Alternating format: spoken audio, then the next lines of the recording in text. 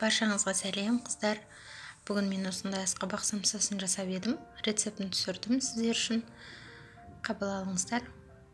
Ең алдымен жылы суға тұз салып араластырып аламыз. Ертіп аламыз. Содан соң ұнымызды осылай ыдысқа салып аламыз алдын ала. Үстінен суды құя отыра жұмсақ қамыр елейміз. Қатты жұмсақ болу қажет емес, орташа қаттылықта қамыр елеу керек. Және май құюды ұмытпаңыздар, қыздар, бір қасық, ас қасықта май құйып жіберіңіз.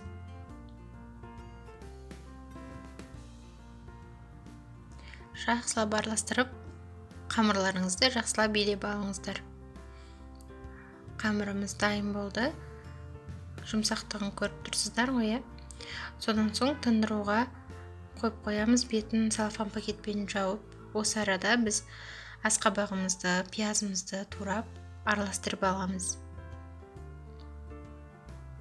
Асқабақты майда-майда етіп, кубик тәрізді етіп турап алу керек. Майда кубиктерге бөліп.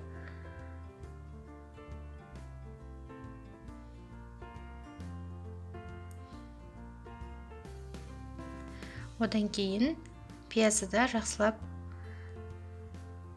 қатты ірі етпей майдалап турап аламыз. Осылай жұқа-жұқа етіп турап араластырып аламыз.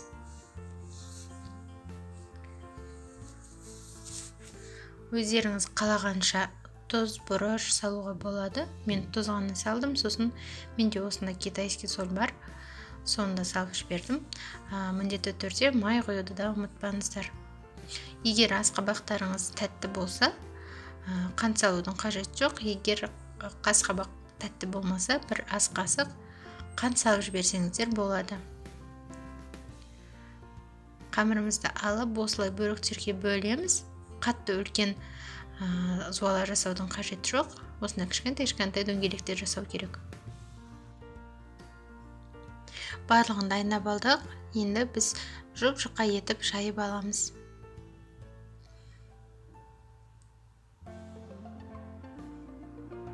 Жан-жағындағы ұнның, ұрпақтың барлығын жинап аламыз қамырға.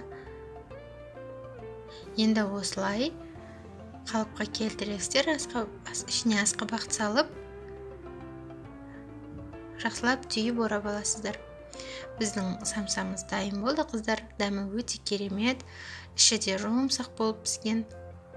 Қамыры да өте жұмсақ, қытырлақ болып, дәмді болып шыққан. Қыздар, жасауға кеңес беремін. Міндетті түрде жасаңыздар. Лайк басуды, комментарий жазуды ұмытпаңыздар. Сіздерге ас болсын.